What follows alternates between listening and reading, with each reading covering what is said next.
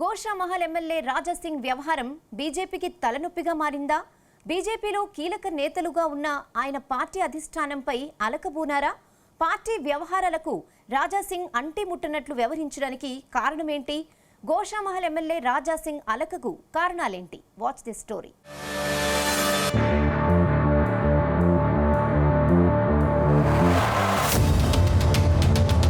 రాజాసింగ్ వరుసగా 3 సార్లు గోషామహల్లో బీజేపీ జెండా ఎగురేసిన నేత.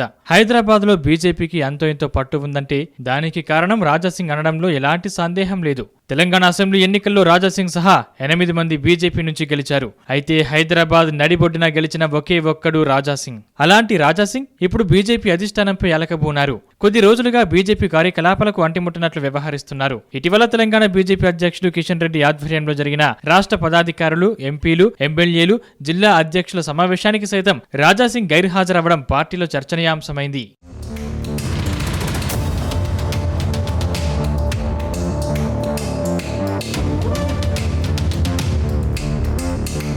కేంద్రంలో వరుసగా 3వ సారి అధికారంలోకి రావడమే లక్ష్యంగా బీజేపీ పావులు కదుపుతోంది. మిషన్ 400 కోసం వ్యూహ రచనలో తలమునకలైంది. గెలుపు గుర్రాలను బరిలో దించడంపై ఫోకస్ పెట్టింది. ఇటు తెలంగాణలోనూ కనీసం 10 స్థానాల్లో గెలుపు కోసం ప్రణాళికలు సిద్ధం చేసింది. తెలంగాణలో సత్తా చాటే వ్యూహాలపై దృష్టి సారించింది. అయితే ఇటీవల జరిగిన అసెంబ్లీ ఎన్నికల్లో పార్టీ సీనియర్ నేతలు విజయం సాధించలేకపోయారు. అసెంబ్లీ ఎన్నికల్లో పోటీ చేసి ఓడిపోయిన ఈటెల రాజేందర్, రఘునందన్ రావు, బండి సంజయ్ తదితర కీలక నేతలకు పార్లమెంట్ ఎన్నికల్లో మళ్లీ బీజేపీ హైకమాండ్ అవకాశం కల్పించింది. తెలంగాణలో పార్టీని బలోపేతం చేయడంపైన కూడా ఫోకస్ ఉంచింది.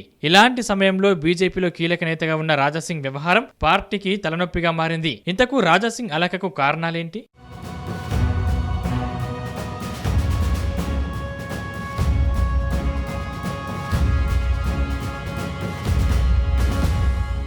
తెలంగాణ అసెంబ్లీ ఎన్నికల్లో రాజాసింగ్ సహా 8 మంది బీజేపీ నుంచి గెలిచారు. ఇందులో 6 మొదటిసారి ఎన్నికైన వారు. దీంతో బీజేపీ సభాపక్ష నేత పదవిని ఆశించారు రాజాసింగ్.